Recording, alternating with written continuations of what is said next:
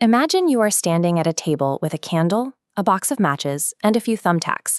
Your goal is to attach the lit candle to the wall so the wax doesn't drip onto the table. It sounds simple, but nearly everyone fails this test on their first attempt, and it's because your brain is currently running on a hidden copy-paste script. Most people try to tack the candle directly to the wall or melt some of the wax to stick it there. The solution is to empty the matches, use a thumbtack to pin the box to the wall, and place the candle inside it.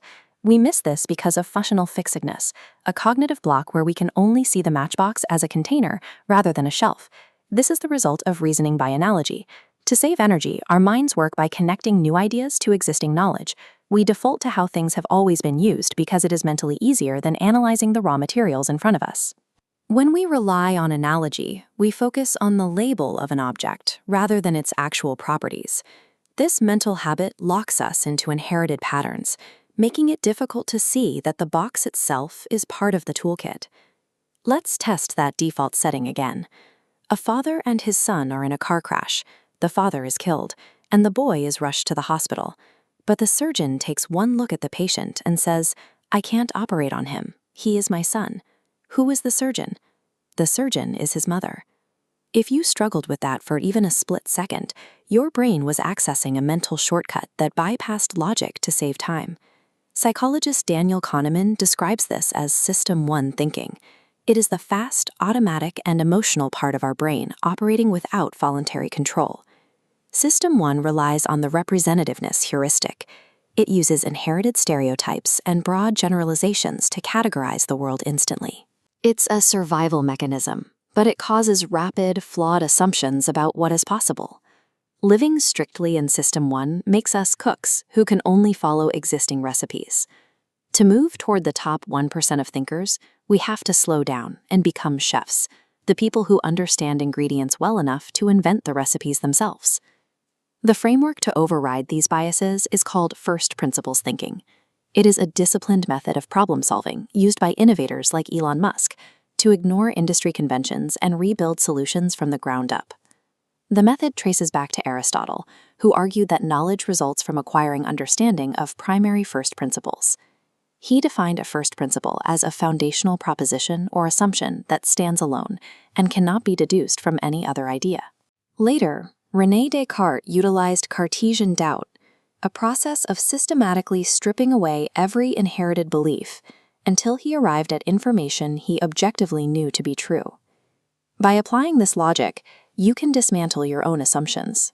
You break a problem into its smallest factual components until only the bare axioms remain.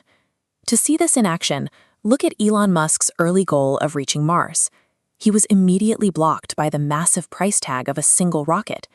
The aerospace industry accepted these costs as a law of nature. They reasoned by analogy, assuming rockets were expensive because they had always been expensive. Musk asked what a rocket is physically made of: aerospace-grade aluminum, titanium, copper, and carbon fiber.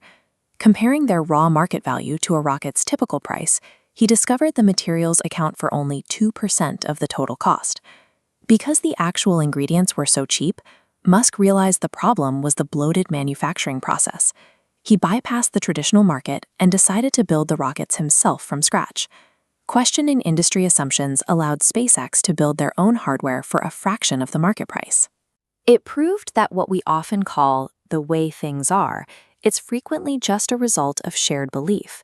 Maintaining this level of logic is difficult because our emotions often cloud the facts. Consider the $50 split experiment. If someone offers to split $50 with you, but they insist on keeping $40 and giving you $10, most people will reject the free money purely out of spite. This is a bias called sensitivity to fairness.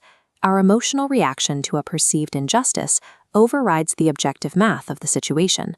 First principles thinking requires you to separate those feelings from the axioms. The objective fact is that $10 is more than zero.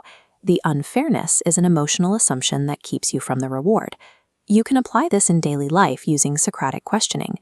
Interrogate your decisions by asking, "How do I know this is true?" and "What alternative viewpoints exist?" until you find the root of your thinking.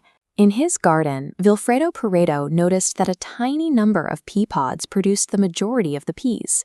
This observation, now called the Pareto principle, shows that in most systems, rewards tend to accrue to a very small percentage of the participants. While the math doesn't guarantee success, it highlights a choice. We can either follow the analogies of the 99%, or we can become the deliberate architects of our own decisions. Did you catch the matchbox solution before we revealed it? Comment yes or no down below. If you're ready to start questioning your own default assumptions, hit the like button to signal that shift. And if you're planning to use the first principles framework to solve a specific problem this week, type the word logical in the comments. Most people will keep copying the past, but you have the toolkit to create something new. Subscribe to Mind Unlock for more ways to upgrade your thinking. We'll see you in the next one.